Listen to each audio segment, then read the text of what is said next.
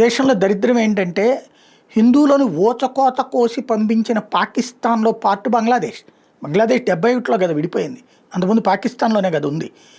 ఆ బంగ్లాదేశ్ నుండి జనం ఇటు వచ్చేయడం స్వతంత్రం వచ్చిన తర్వాత కూడా కంటిన్యూగా సాగుతూనే ఉంది. అప్పుడు కొంతమంది పెద్దవాళ్ళు అడిగితే ప్రభుత్వం ఏం చెప్పిందని మనకి ఏ చట్టం లేదు విదేశీయులను రానియకూడదని చెప్పింది. అంటే విదేశాల వాళ్ళు ఇండియాలోకి రాకుండా ఉండడానికి చట్టం లేదు. ఆ చట్టం మనకి 1947లో స్వాతంత్రం వస్తే 1950 జనవరి 26 మనకి రిపబ్లిక్ డే రోజుకి మన రాజ్యాంగం అమలవుతే ఆ తర్వాత 4 ఏళ్లకు వచ్చింది విదేశాలకి నిషేధించేటటువంటి చట్టం. బట్ అప్పటికి ఇక్కడికి వచ్చి సెటిల్ అయిన వాళ్ళు వెనక్కి పంపించాల.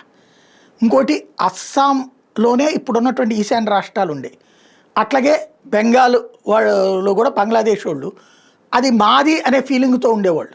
అలాగా వాళ్ళ చేతుల్లో ఉండేది. ఇప్పుడు ఇన్ని సంవత్సరాల తర్వాత బంగ్లాదేశ్కి సంబంధించి బెంగాల్లో ఏది అంతకుముందున్న ఏ ప్రభుత్వాలు కూడా కంచేసే ప్రయత్నం చేయలే.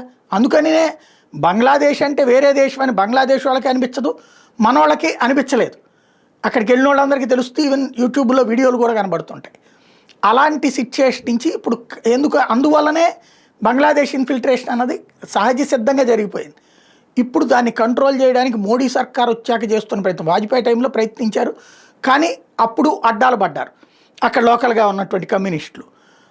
తర్వాతన ఇప్పుడు వచ్చేటప్పటికి వాజ్పేయి ప్రభుత్వం కంటే మొండిగా ఉండేటటువంటి మోడీ ప్రభుత్వం కాబట్టి బెంగాల్లో కూడా తృణమూల్ కాంగ్రెస్ని తొక్కి పడేసి మరి భారతీయ జనతా పార్టీ అధికారంలోకి వచ్చింది కాబట్టి ఇప్పుడు కంచె వేసుకెళ్తున్నారు. స్వతంత్రం వచ్చిన ఇన్ని సంవత్సరాల తర్వాత దీనికే అమిత్ షా చెప్పుకొచ్చాడు. 11 సంవత్సరాల నుంచి నేను లెటర్లు రాస్తున్నాను, 10 నిమిషాల్లో అయిపోయే పని సంతకం 15 నిమిషాల్లో ఇప్పుడు అయిపోయింది అతను వచ్చేసిన తర్వాత సువేందు అధికారి ఇది అని చెప్పుకొచ్చారు.